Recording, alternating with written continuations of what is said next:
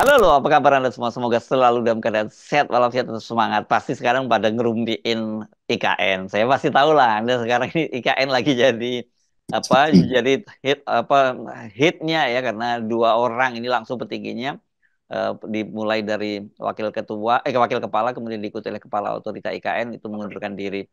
Tapi sebelum itu, ini ada juga berita menarik nih. Rupanya Anda tadi, Anda hadir di dalam acara di UI ya, Bung Rocky. Ini ada berita nih di Kompas yang saya baca, judulnya menarik itu. Hadiri kuliah umum di UI, Hasto duduk berjejer dengan Rocky Gerung dan Novel Baswedan. Apa maksudnya ini?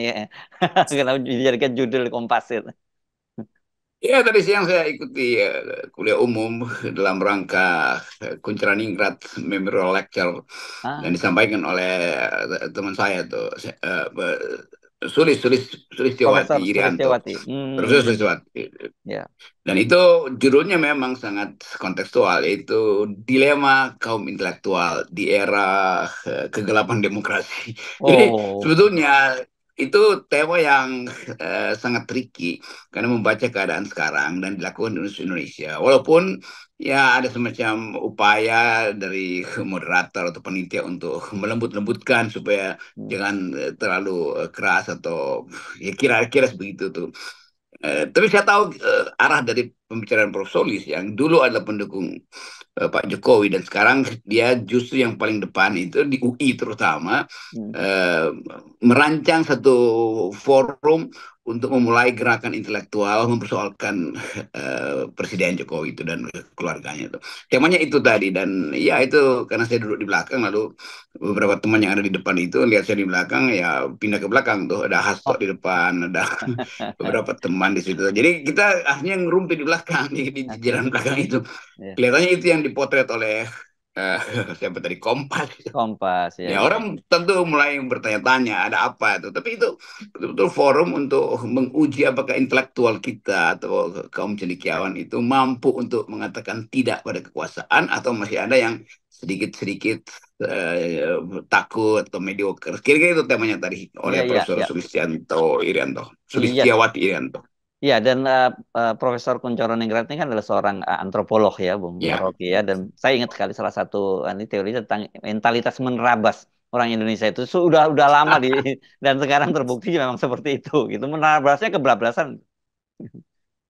Iya, itu Pak Kun itu selalu mengingatkan kita bahwa ada semacam kondisi antropologi yang membuat bangsa ini sebetulnya tertinggal itu karena nggak mau rasional, nggak mau ikut kompetisi yang fair, mau mau menerabas aja itu. Nah, itu yang terbukti sekarang Hmm. dari upaya Presiden Jokowi untuk memasang Ya, anaknya Kaisang di DKI. Itu kan mentalitas menerabas itu kan, iya, nggak mau iya. ikut aturan tapi aturannya justru yang dibuat mengikuti keinginan kan Ya, itu ya. mentalitas menerabas Ya. sungguh-sungguh itu.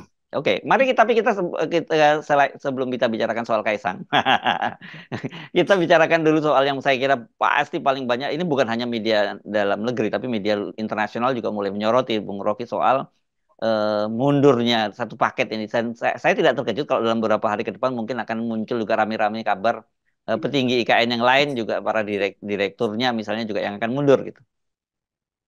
Iya, saya kira itu akan terjadi, pasti akan terjadi karena apapun kalau kita lihat secara utuh masalahnya kan orang-orang yang disuruh Jokowi untuk datang ke IKN memimpin kepala otorita atau bahkan mungkin menteri PUPR datang ke situ tahu bahwa ada yang masalah di IKN. Pertama soal status tanah, kedua soal anggaran tuh. Jadi bagi mereka itu ada beban yang terlalu berat di pundak mereka. Apalagi Pak Jokowi terus-terus menekan supaya otoritas IKN ini atau Kementerian PUPR termasuk di dalamnya atau apalagi Hmm. Kementerian PUPR dipaksa supaya 17 Agustus nanti yang tinggal 3 bulan itu dia akan dipakai untuk tempat upacara tuh. Hmm. Jadi beban itu saya kira secara psikis atau secara psikologis itu yang menerangkan berhentinya atau mundurnya dua dua tokoh itu tuh. Dan itu pasti akan jadi kegemparan di internasional karena dianggap bahwa ada masalah di situ tuh. Kenapa ada dua tokoh sekaligus mundur tuh. Jadi spekulasi pasti terjadi dan kita dengan mudah tahu bahwa ya itu karena dua tokoh ini merasa dia nggak mungkin menyelesaikan tugas semacam sebelum dia diporak-porandakan oleh mitos Bandung Bondowoso misalnya kan bahwa IKN itu kan sama Hmm. disuruh supaya dikerjain Hmm. secepat-cepatnya tapi sebetulnya nggak ada kemampuan Hmm. karena batas anggaran apa namanya mentalitas yang juga belum siap untuk pindah ke sana jadi terlihat betul bahwa semua yang dipaksakan oleh Jokowi itu pasti akan berantakan tuh. Ya, ya. Kalau kalau dulu kan yang membatalkan itu adalah Loro Jonggrang gitu ya, yang kemudian dikutuk jadi salah satu candi. Kalau ini yang membatalkan adalah anggaran. Jadi saya kira ya Iya tuh. agak susah ini untuk mengutuk anggaran nggak mungkin kan? Iya namanya anggaran jonggrang. Jadi sering kita tahu bahwa batas dari ambisi politik presiden adalah APBN itu aja intinya tuh. Ya, ya, ya. Dan itu juga inline dengan keterangan yang terus-menerus kita ingatkan bahwa itu kalau akan jadi beban pada Pak Prabowo nanti soal anggaran yang mesti dibagi antara makan siang gratis dan Hmm. IKN tuh. Hmm. Dan saya kira juga dua tokoh dua pimpinan yang mundur tadi itu juga menghitung hal yang sama. Di Hmm. atas kertas hingga impossible itu semacam mission impossible Ya. untuk mewujudkan IKN itu dan dipaksa selesai 17 Agustus. Hmm. Seluruh infrastruktur yang bisa tampil di depan TV, layar TV itu mesti selesai sebelum 17 Agustus. Dan itu saya kira bahkan Loro Jonggrang itu nggak mampu untuk memerintahkan hal semacam itu. Ya, ya, ya. Oke, ini ya, Bung Rocky, saya kira bukan hanya dampaknya itu bahwa IKN batal, tapi saya kira ini dampaknya akan jauh lebih luas dari sekedar itu, berkaitan dengan tentu saja dengan posisi Pak Jokowi. Ya, itu impactnya itu pada stabilitas politik. Kan Mhm. kita mau tanya sebetulnya apa yang terjadi di situ. Ya, mungkin istana akan datang Hmm. dengan keterangan dia memang ada rotasi. Oh, ini enggak, ini orang mengundurkan diri. Kan Hmm. Hmm. itu Hmm. jelas dia yang mau mengatakan saya mengundurkan diri pasti karena dia nggak mampu kan kan dengan Hmm. keterangan apapun kita tahu bahwa itu karena tidak mampu diberi tugas yang membebani dia itu berlebihan tuh.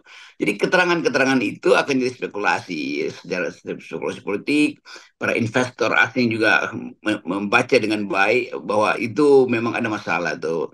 Masalah tanah, masalah hak masyarakat adat, masalah ketersediaan anggaran, masalah legitimasi politik yang juga belum diperoleh sepenuhnya oleh pemerintahan baru misalnya. Jadi lengkap kita melihat yang dari dulu kita udah sorot bahwa ini IKN ini adalah biang dari keretakan politik nanti itu Hmm. biang dari kerusakan lingkungan, biang dari ambisi-ambisi oligarki. Jadi semua yang buruk itu akhirnya mesti kita kita pastikan akan popping up, akan muncul dari kasus IKN ini.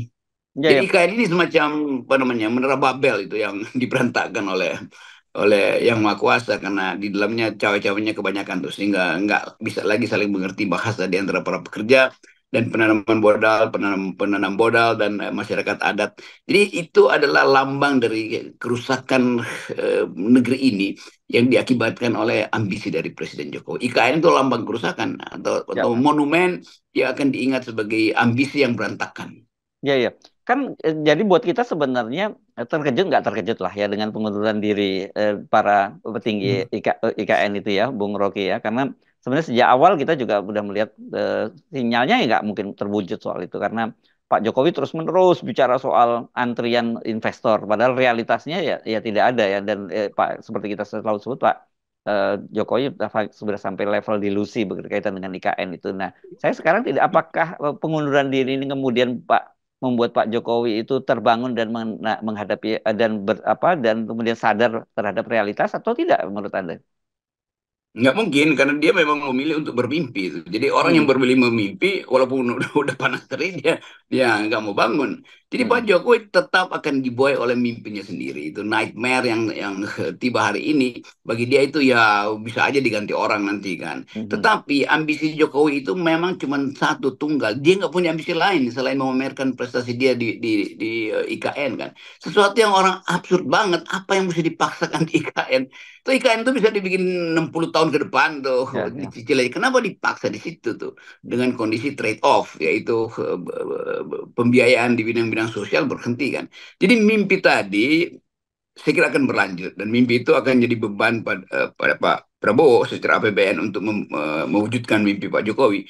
Tapi tidak ada orang yang mau menjadi beban seseorang yang lagi bermimpi tuh. Dan Pak Prabowo saya kira nggak mau juga jadi petugas di dalam mimpi sehingga Jokowi itu dibuat tidur nyenyak sambil bermimpi bahwa akan ada IKN tuh. Loro Jongno juga pagi-pagi udah bangun tuh buat numbuk lesung supaya Iya, iya, iya, nggak iya. terjadi Iya. keajaiban yang dibayangkan. Ya, ya.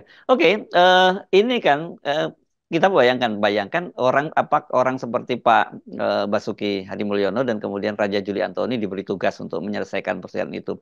Dan mereka ini kan bagaimanapun PLT. Padahal orang yang jelas diberi tugas semacam itu sebagai kepala otorita dan wakil kepala otorita saja mengundurkan diri. Jadi saya kira ini ya eh, kita akan melihat satu drama baru nanti ketika pada sampai Agustus. Mungkin nanti Pak Basuki dan juga Raja Julia menyatakan juga akan pada Pak Jokowi, kami nggak sanggup Pak Jokowi kalau mau direshuffle silahkan. Tapi Pak Jokowi mau reshuffle bagaimana? Karena tinggal 20 Oktober Pak Jokowi sudah mundur juga gitu. Saya bisa lihat dengan terang benderang bahwa problem ini akhirnya jadi problem kabinet tuh. Mhm. Kan nggak mungkin Pak Basuki tidak tahu apa yang terjadi pada otorita Pasti, itu kan. ya. Justru Pak Basuki yang menganggap mungkinnya memang masuk akal bahwa dia mengundurkan diri. Lalu dipindahkan pada Pak Basuki. Ya mungkin iya dia terima dalam 2 minggu ini lalu dia mengundurkan diri juga. Jadi hal yang memang secara secara finansial nggak mungkin. Bagaimana caranya disulap? Selain berutang itu berarti tambah beban lagi pada Pak Prabowo nanti yang mesti bayar tuh suku bunganya pasti naik karena dianggap orang yang berutang pasti akan diperas oleh lendernya, oleh pemberi utang kan.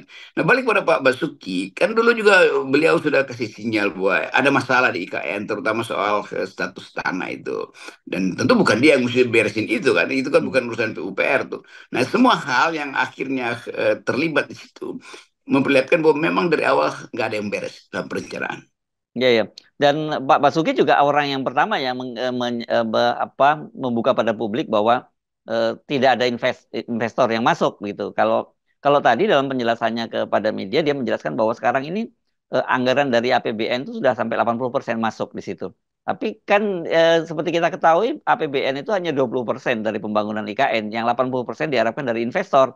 Sementara investor yang di bawah konsorsium Aguan itu kan sekarang saya kira mungkin setelah mereka mendapat PSN ini di BSD dan juga Pantai Indah Kapuk, mereka saya kira sudah selesai juga tugas mereka gitu.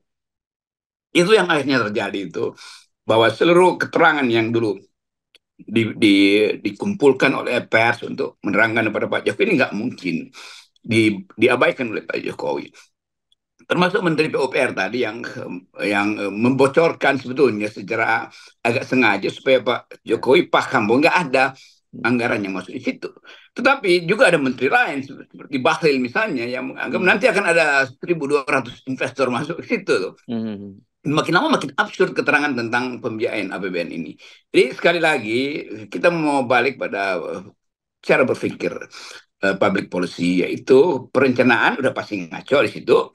Pembebanan anggaran itu juga udah bermasalah karena mengambil APBN aja udah salah masalah Hmm. apalagi mengambil APBN sebesar 20%. Dan itu membuktikan bahwa dari awal konsep Pak Jokowi itu nggak jelas. Jadi Ya. semacam membangun istana tanpa pengkondisian anggaran, pengkondisian politik itu akan berantakan. Nah, kita kita lihat betul-betul bahwa poin pertama sudah hancur yaitu legitimasi dari IKN itu dilihat dari tindakan pengunduran diri dari Hmm. otorita. Nggak mungkin itu belum pernah ada dalam sejarah Jokowi orang mengundurkan diri dan Hmm. itu artinya bebannya betul-betul mungkin dia bayangkan nih dua kepala dan wakil kepala otorita ini membayangkan apa jadinya kalau dalam 2 bulan ke depan itu betul-betul nggak ada investor yang masuk? Apa jadinya Hmm. kalau Jokowi 2 bulan ke depan itu mengunjungi lagi otorita dan melihat bahwa masih berantakan di situ kan? Semua Ya. orang yang datang ke situ tahu bahwa itu berantakan dan Hmm. Jokowi tentu digiring dengan kamera-kamera yang khusus memperlihatkan, oh ini udah jalan, ini udah berlangsung. Tetapi fakta bahwa ada yang mengundurkan diri itu pertanda bahwa memang tidak mungkin itu diwujudkan. Ya, ya, dan ini di media sosial saya lihat lihat olok-olok ini saja. Saya kira ini nggak serius gitu, Bung Rocky. Kenapa? Karena ditanyakan kenapa alasannya Bambang Susantono mundur? Karena kata dia dia tidak mau gajinya dipotong oleh Tapera yang 3% itu. Kenapa? Karena ternyata dia waktu itu pernah ngaku 11 bulan dia tidak digaji gitu. Pada akhirnya orang ya bercanda dengan prinsip supaya nggak terlalu stres lah bangsa ini Iya, di iya, iya. keterangan-keterangan semacam itu. Jadi kita lihat bagaimana dalam 2 hari ini mesti ada keterangan pers dari istana secara formil apa sebetulnya yang terjadi di situ. Tapi itu nggak mungkin Nggak mungkin. istana lakukan itu kan karena akan ada pro kontra. Dan Pak Bambang sebetulnya atau ketua dan wakil ketua bulat untuk mengatakan kami memang tidak sanggup. Lain kalau Pak Ketuanya mundur, mungkin ada problem pribadi atau ada sesuatu yang mesti dia selesaikan, maka diganti oleh wakilnya itu. Ini dua-duanya mundur. Itu Wakilnya artinya ada duluan yang mundur kekosongan. malah. Wakilnya dulu mundur baru Iya, ketuanya.